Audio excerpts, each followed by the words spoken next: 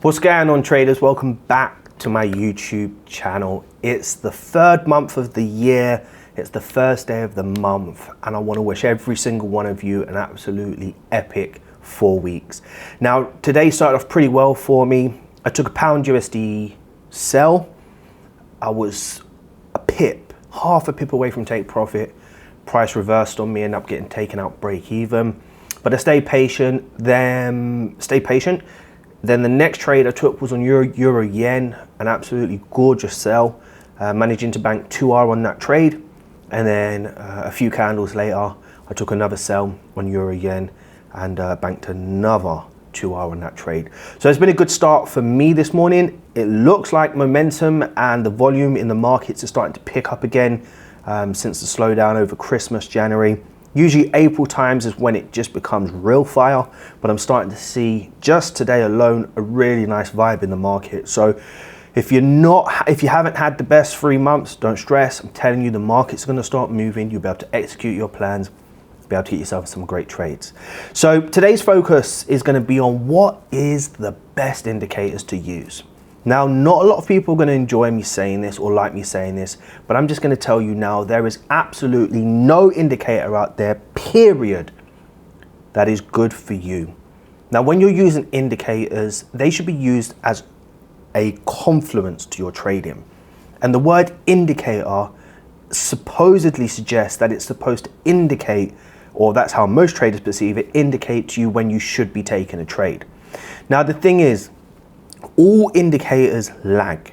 It would only tell you the story after price has moved. So more often than not, you're going to take a trade, the markets, or you plan to take a trade, you're waiting for the indicator to indicate to you, the market moves, and then only until the market has moved does the indicator indicate to you.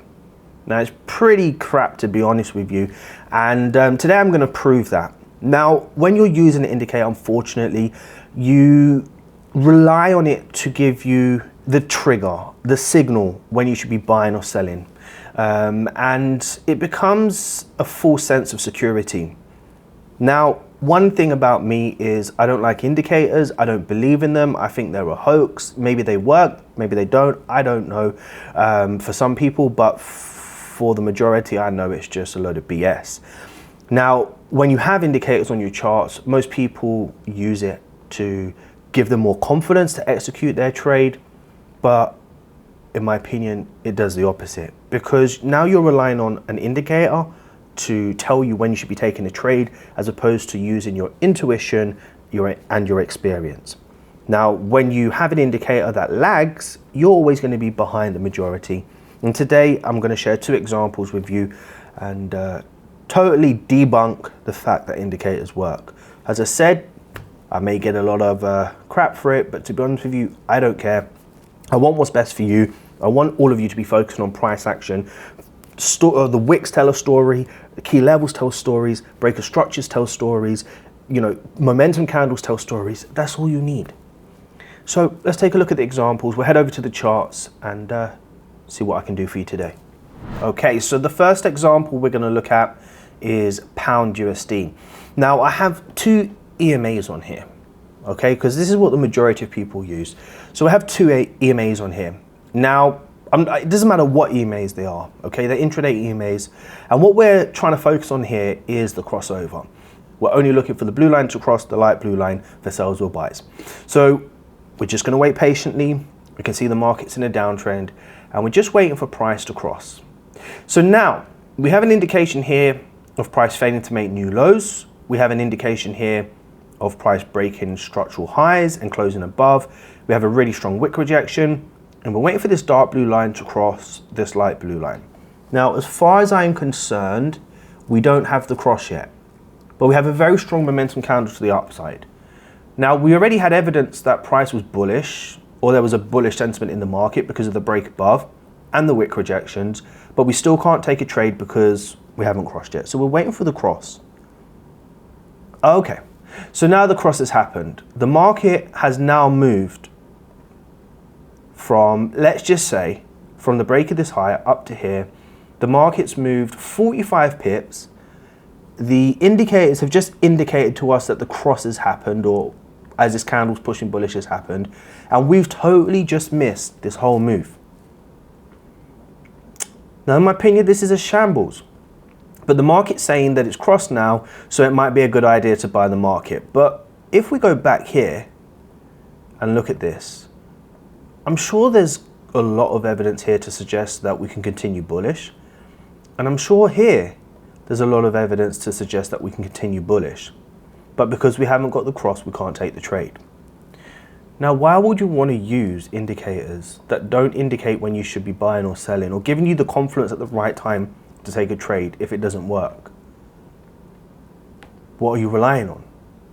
False hopes? A magic signal? I don't know. Well, I prefer to be safe rather than sorry. So I stick to price action. Let's say now I'm understanding the behavior of this market. Price is failing to make a new lower low. This is a lower high, this is a low. This is a lower high, there's no lower low. Price then breaks close above the structure, indicating bullish sentiment. Huge wick rejection. Now I'm scaling down because the behavior is now starting to indicate to me that we're going bullish. Why? Because price is failing to break lows. Now we have evidence here of structure creating a high low, and a break close above structure. Now we have evidence here of behavior indicating to us multiple wick rejections, as you can see here, 1 and 2, and we have a strong bullish candle close. So do I need those lagging indicators when the cross only develops when price is up here, or can I take the trade when I get this evidence? Well, this is what I much prefer to do. Then I can go for a really good risk to reward ratio, because I know the market has a very high chance of getting back to some of these highs based on the hourly time frame, and I'm going to enter the trade. Now, as you can see here, Bob's your uncle. Now, let's mark our entry here. This is our entry. Okay, let's make this line just a little bit thicker so we can identify that. That's our entry. Let's go to the hourly time frame. Where do we take the trade? At the retest. Okay, let's put on these EMAs at the retest. Let's remove these candles. Now we took our trade here at the retest, where price was creating these multiple wick rejections. Let's go to the hourly time frame, where we're supposedly waiting for this crossover. Now, do you see the crossover? No. So why do we need this indicator? We don't. We just really don't. Because the crossover only indicates to us that we should be potentially looking for buys when the market is what? Already hit our take profit from a price action perspective. So that's example number 1. Do you need this indicator? No, you don't. It's a waste of time. By the time I hit take profit, the majority of you are there staring at this crossover looking to take buys when the market's all the way out here in space. It makes no sense. Let's look at our second example. This is on Euro USD. This is on the 30-minute time frame. Now we can see price here is failing to break and make new lows.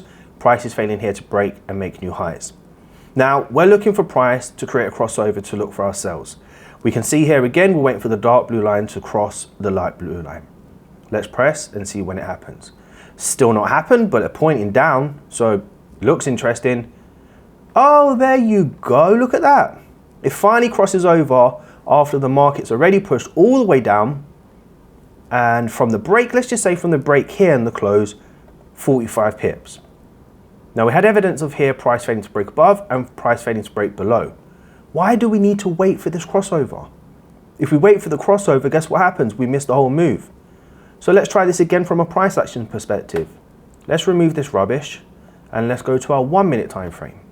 What are we identifying here on the 1 minute time frame? Prices finally broke the consolidation that it was stuck in for a very long period of time.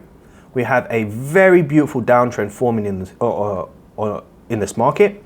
And now what are we waiting for? Well, we're just waiting for price to pull back to create a potential lower high or a retest of structure. So we're just waiting patiently. We now have a pullback because we never entered a push phase, and we're looking for strong evidence of price creating momentum back to the downside. Now we don't need to take a trade here. We can wait patiently. And now all we're anticipating the market to do, because it's always going to be a 50-50 flip, is we're anticipating that this structure is a lower high, just as much as this structure is the lower high, and eventually price will make the new lower low. So with that in mind, we'll take the trade. It may not be your perfect entry, but this is not about perfect entries. We'll take the trade with a stop loss above structure. We'll go for our 1 to 3 risk reward ratio here. We anticipated price breaking structure from a price action perspective, creating new lows, a potential lower high forming to make a new lower low, and we enter the trade.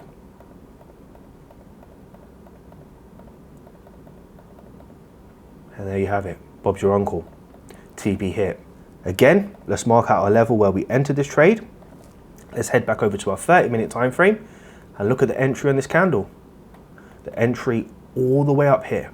Enough evidence and confirmation to support why this should be a sell. But let's take a look at our indicators again. Oh, how funny is this? Look at price action. These indicators still have not crossed. So while all of you are waiting for this price action to cross, I've already smashed take profit. So the big question is, do you need indicators? No, you don't. Price action is king. And there's your answer.